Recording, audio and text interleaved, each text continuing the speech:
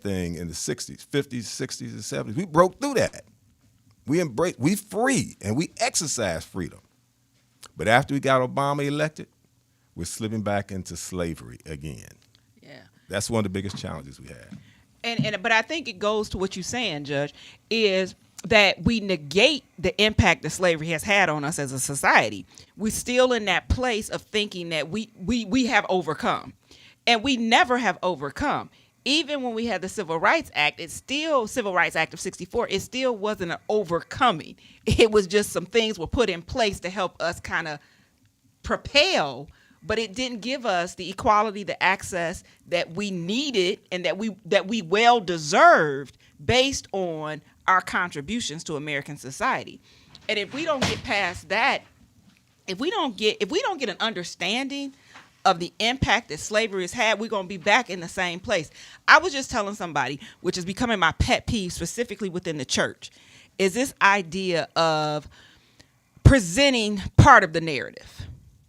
Is that we're using data to present part of the narrative and not telling the whole story. And so if we're going to use the information, it's okay. But let's use all the information. Let's tell the story in entirety and stop trying to tell the story from a skewed lens and a perspective that's only being shared. Orlando and I grew up in a church where we saw the conservative side, and then we got the benefit from some people who believe in liberation theology. Mm-hmm. And that liberation theology is what we actually grew up under. Well, I grew up under it. He was engulfed by it. He was encompassed by it. It came to that as I grew through the church.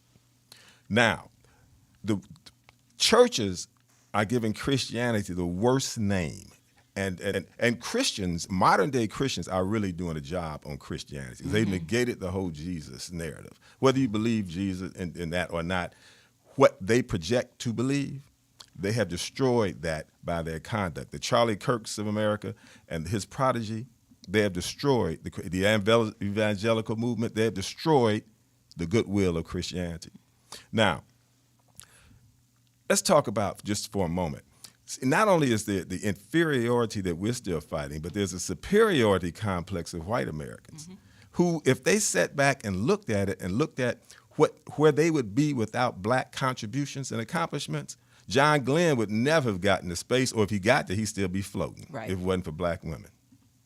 And you look at that, golfers, we love golf. If it wasn't for a black man, we wouldn't be able to get the ball in the air because he created a golf tee. So if you take from the mundane to the important, just think about what the lack of diversity, inclusion, and equity would mean if we weren't part of that formula. How bad off we would be.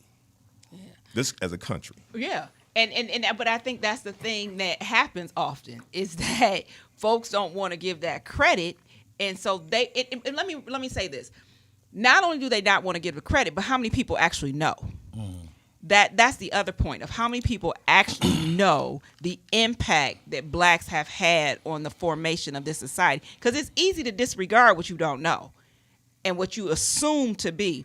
So with that and this whole idea, how has systemic racism influenced or limited the roles of black men or the roles that they can play in community leadership? Taking off my IGP hat, there's you can take off your IGP hat. This is Orlando Grandson. I think systemic racism is almost stronger than because I look at it as more of institutionalized, and it is meant to really limit and destroy us for our communities.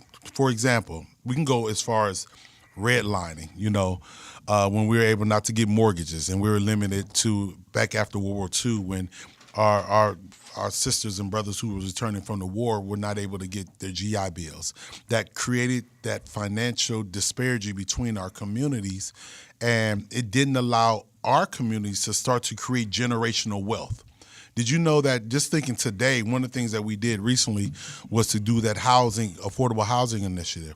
The average African American do not purchase their first home until after they're in their 40s, whereas our counterpart purchase theirs in their 20s, mid to late 20s. That's almost 15 to 20 years potentially of economic wealth or equity in a home that you have advantage of, that you can either pay off and or start a business, go to school, buy more investment properties. So you are starting at a 20-year disadvantage on top of all of the other aspects that we have to deal with. We're over-criminalized. We're over-scrutinized for jobs. There's so many provable facts that we as African Americans, especially African American men, now we're seeing that transition to overly educated African American females that are being over-scrutinized, are the first ones out the door, yet they are the most highly qualified individuals. So we have to figure out, what can we do for ourselves? You know, remember LL Cool J said, for us, by us, on a low, on a Gap commercial, and no one understood it till years later that he was really saying, yo, I'm here, but we got to make sure we take care of one another. We have to start thinking about that. How do we create economic engines within our society so that we can reduce, we probably would never eliminate the systematic and institutionalized racism that takes place in our country, but we have to figure out ways to reduce it so that it is not as impactful. And I truly believe that everything that we need to be successful as a community, we have available to us. Yep. We have all the intelligence, we have all the knowledge, we even have the financial resources. You know, when we have these, you know, you can go back to the Montgomery bus boycott. They're doing the Target boycott, you know, nowadays. We have the power on every realm in every way. We just got to figure out, how do we galvanize it?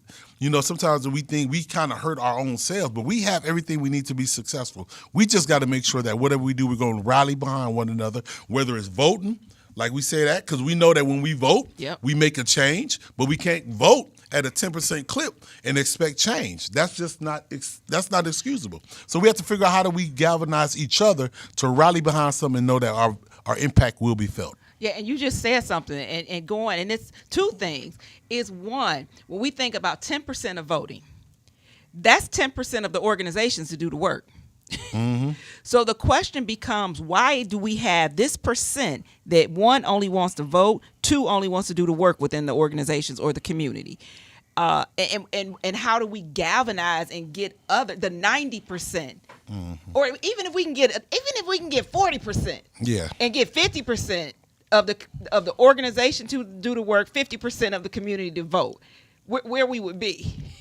You know, I'm always getting on my Delta sisters because they got the biggest, baddest, coldest group of individuals. Yes, they're all women, agreed. But they're like, I tell them, if you all walk in the city hall or the county council and just sit there and say, by your just your look, we want so-and-so, they should get it anytime. Now, I'm not ragging on them, but I'm saying we got power. You just identified it. If we would galvanize that power, we could change this county. We could turn around the fortunes of the poor in this county. You know, we don't have a strip of economic vitality, black-owned strip. You know, I look at Mike Polensik's ward. He has 3 commercial strips.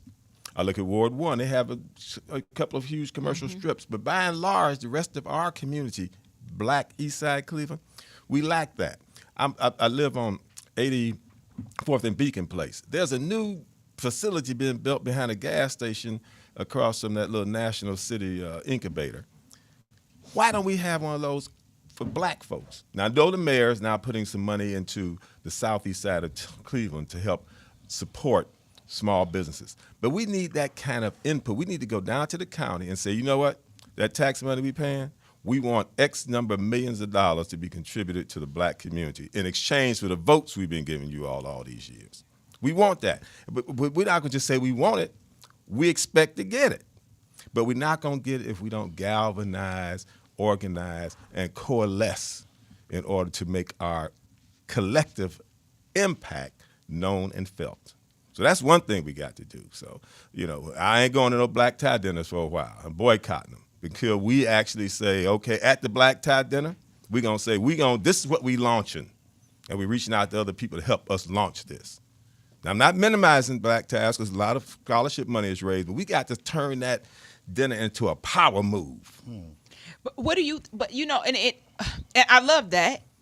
What do we think is the fear, though? What's the fear fact? Because it's not that we don't have it. It's something that's preventing. What is preventing us from galvanizing and pushing the community forward the way that we know we have the power to do it? I think we could become comfortable as a community. Comfortable in what? What? Because some of us is quote unquote we made it. So let me stay in my lane, not threaten my well being. And I'm gonna be the first one to raise my hand. Even though I've been active, engaged, if I don't feel it, see it, touch it every single day, I become comfortable. Like, oh, that's their thing over there. So the Bible teaches us what we do for the least of these, right? So we got to say, hey, I may not see what's going on 30th or on Kinsman or on my old neighborhood on 84th and Superior, but I know it's affecting my community. So I have to use my platform. I have to use my resources.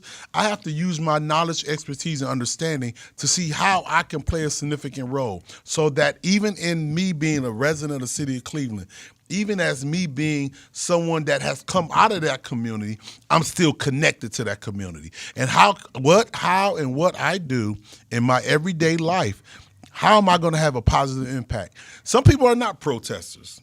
Let's just get that. Let's just be honest. Right. I'm not down there raising the thing, but that don't mean I don't sit on the board that understand where money's flowed. Yeah. And when we have decision makers that sit there in these places and positions or elected officials or whatever, we all have a role to play. We just got to figure out what is our role going to be in that. I think what we need to do is figure out what is our collective. So Judge Nelson said, hey, we want to create a strip in every ward on the east side of Cleveland, an economic driver for each ward on the east side of Cleveland. How can I, as a board member, how can I, as a fraternity or sorority member, how can I, as a community resident, how as I, as an elected official, can help create an economic driver for every ward on the east side of Cleveland? That's where we can play a role. That's the thing. And I think that's where we have to figure out how can we come together to help support those type of endeavors. Yeah. You said something too, Orlando, earlier, and which makes me question. You talked about the mortgage and home ownership. Home ownership and the 20 to 30 year, or purchasing at 20 versus purchasing at 30 and 40. Right. For black males or black community in general. Do you think that's because that when you're in your 20s as a black person, it seems unreachable? I think it's a combination. I think it's about financial literacy. I think that's one of the things we as a community don't teach it.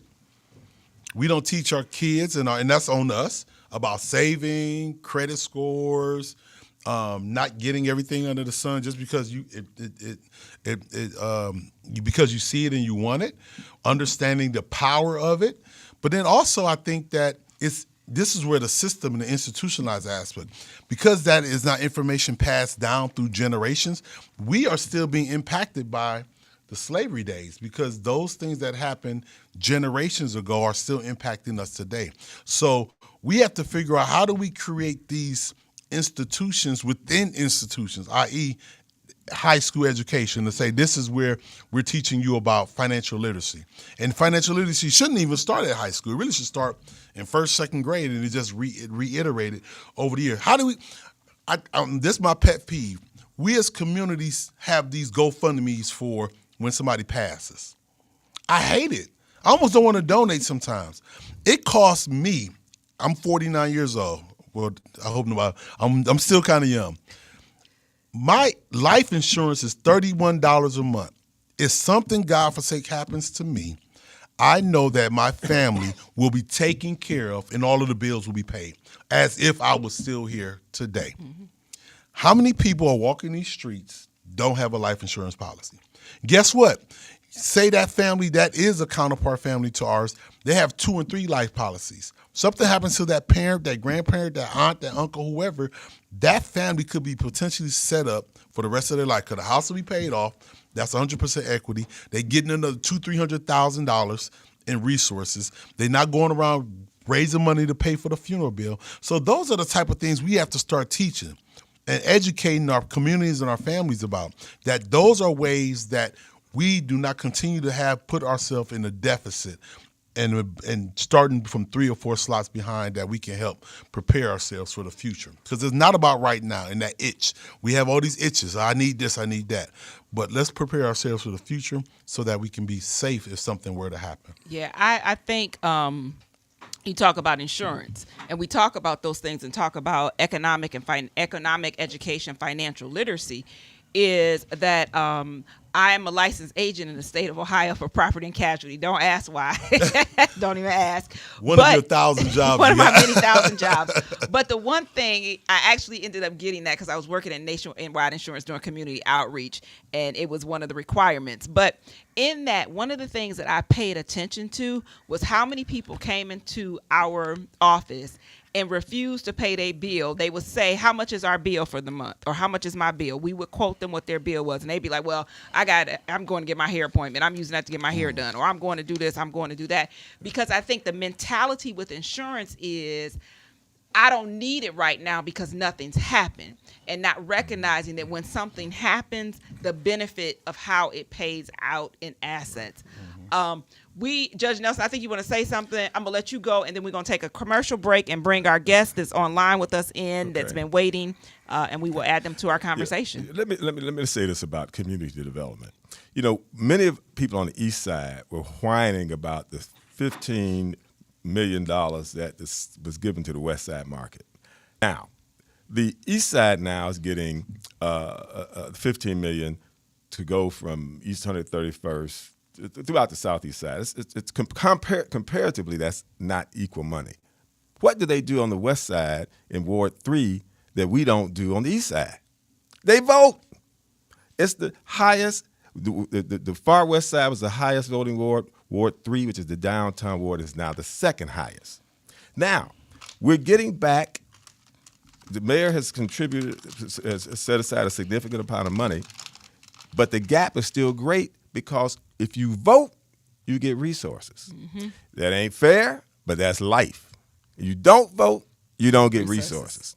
Now, while I'm glad to see the disparity starting to be closed, if we continue to vote at the rate we're voting, we're going to get ignored because there'll be no obligation because you don't vote.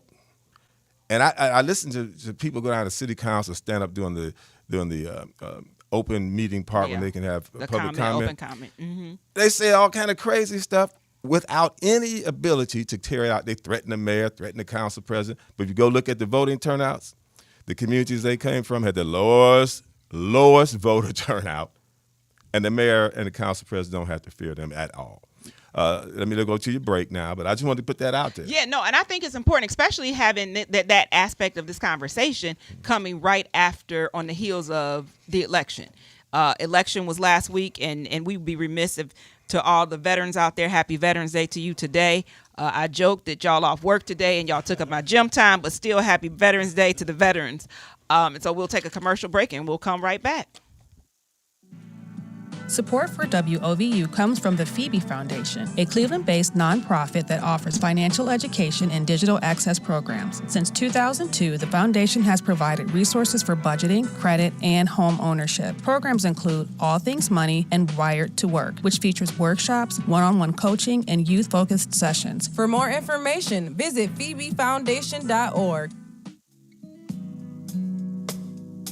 Support for WOVU comes from Village of Healing, a wonderful nonprofit health center led by Black women with locations in Euclid and Shaker Heights. Village of Healing offers services in gynecology, obstetrics, mental health, pediatrics, and primary care. The organization focuses on serving communities in Greater Cleveland. More information about them is available on the web at villageofhealingcle.com.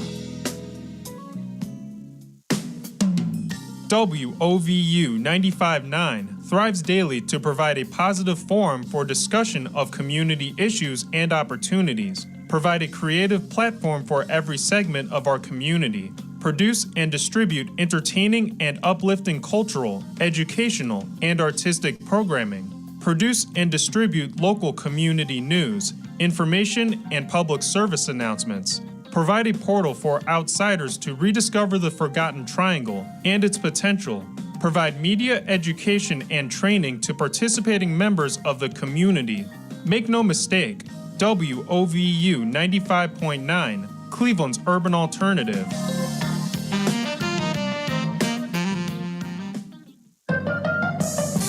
Attention listeners, WOVU 95.9 FM, Our Voices United, is now streaming on iHeartRadio.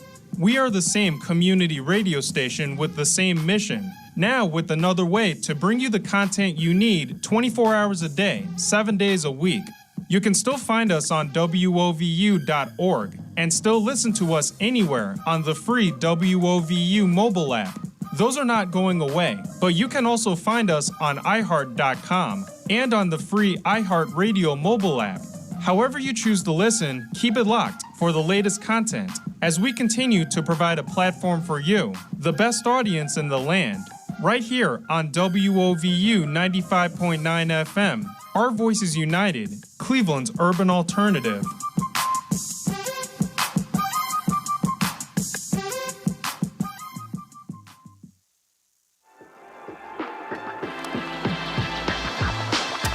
Yes, we building and we growing. Don't be surprised when we reaping what we sowing.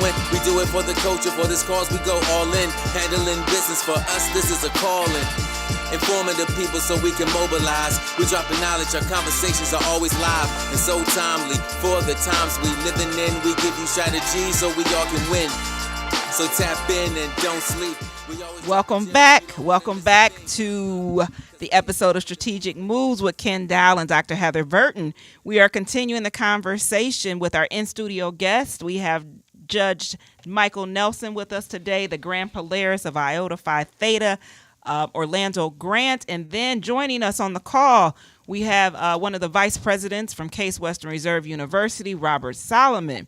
And so Robert is joining us online. But I'm talking to three black men, y'all. For those of us who are just maybe listening, can't see the video, it's three black men that I'm talking to. And I'm talking about what is their responsibility in the community? How do we push the community ahead? Notice I had this conversation, y'all, when Kenn wasn't here. Because Kenn would be jumping all in and everything. But no, pushing the narrative for black men in the community and what this looks like and how do we do it. And I know, VP Solomon, you're joining us now, but I know one of the things that you are really engaged with is this aspect of mentoring.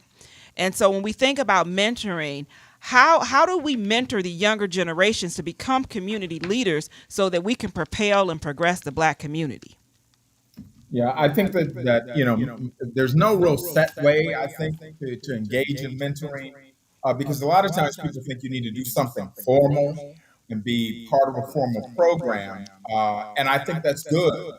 One of the things that I do with 100 Black Men of Greater Cleveland is do our formal mentoring program. So there's a structure for it, but you don't always have to have that. I always think about those who touch my life. So I have people in my church, brothers in my church who spent time with me, who had interest in me. I mean, you talk about the Divine Nine. When I was growing up in Akron, there were brothers that were part of the Divine Nine who had mentoring programs. They would spend time with young men trying to help develop them and young women trying to help develop them in partnership with organizations in the city. We got nephews, grandsons, young brothers in the neighborhood. We're really taking a conscious effort to invest in these young people. Okay. What's going on? Yeah. So we with that, one of the things that I want to ask you all too is when you think about this, especially being a black man in leadership, all three of you are in some type of leadership position, have been in leadership position for a long time, have worked not only in the community, but have worked for efforts of social justice. What lessons can you all pass to the younger generations, or what lessons were passed to you that helped you to propel in terms of when we're talking about the impact that your work or what you do has on the black community? One of the things that's very important is when you get your position, do such a good job that you can retain your independent voice. When I became a judge, one of the things I knew I was going to do before I got elected I knew I was going to do this. The first opportunity, I was going to firebomb the conditions of the jail. I knew that from the get-go. Now, no judge had done that, but I knew that because I had this new position I had, gave me a platform, that not only was it to dispense justice in my courtroom, but also to take on that other monster where people were dying. Another example, if you get appointed to a board, when I served on the Regional Sewer District Board, I used my position to help Central State. Created a scholarship in Lou Stokes' name at the university so that we could get more blacks hired in the entire water resource management industry. So you didn't be quiet. Don't be quiet when you get to that board. George Forbes told me, he said one time, he said, Mike, you're not appointed to the board to just sit there. It's to turn that into a opportunity to benefit your community. Yeah. And that's what I think that a lot of our board members have to realize. Take a shot, take a chance, step out the box. They ain't gonna throw you off the board, not in the first week anyway. But you know, you say that, Judge Nelson, but I think sometimes. Well, I'm trying to be politically correct on the radio today. I got you. But in that, there are people who get in positions of authority and they drink the Kool-Aid. Well, Orlando talked about it a little Or they earlier. may be drinking. Let me see. No, because we had Kool-Aid. Kool-Aid. That's the Kool-Aid. They ain't drinking Kool-Aid. They drinking the iced tea with no sugar. Orlando talked about it earlier, and he talked about the fact that sometimes people get comfortable. They get into that spot and they get a little comfortable, get a little conservative. Don't do that. Continue to fight the battle. Maintain your personality. Yeah. Maintain your personality. Okay, don't back Yeah, off your they pay personality. for it. That's right. Your personality is what got you there. Yeah. So keep it. But I see Stand so on it. many people that drink the iced tea with no sugar. Yeah, you do. We do that. Yeah. And unfortunately, They sell us out and sell themselves out at the drop of a dime, and won't stand up in a meeting. I remember being in a space on campus, and there was a meeting, and someone made the comment to me and said, I asked about data. I said, well, we've been doing this particular program for so many years. Is there data to show that there was a climate and cultural change? The person says to me, well, not everyone has a PhD, Heather. So I'm like, first of all, what does that have to do with anything? You should be, if this is your program, you should have data to support it. That's number one. The second thing that happened in this particular thing, we were talking about the impact that names have on hiring. Right. And this white man says, I don't think we should tell our students that. And I said, no, we need to tell our students the truth and what they may have to deal with within this society that's set up based on the racist ideologies that are practiced. Right. The brother come up from behind the room and says to me, I'm so glad you spoke up and said that because somebody needed to say it. Right. Now, I'm looking for the black man to protect me and to be there and be the voice, but I've got to be the one in the room to be the voice. Well, you know, protection and standing up for our community is not gender specific. It's Not at all. Whoever has, what I don't know what women have, men, whoever has the balls. I don't know what you all got. Whatever it is you all Well, got. hopefully we don't have no balls. But whatever it is you got, you know, that's what it Sorry, takes. Ken, this is what happens when you're away. But whatever you have,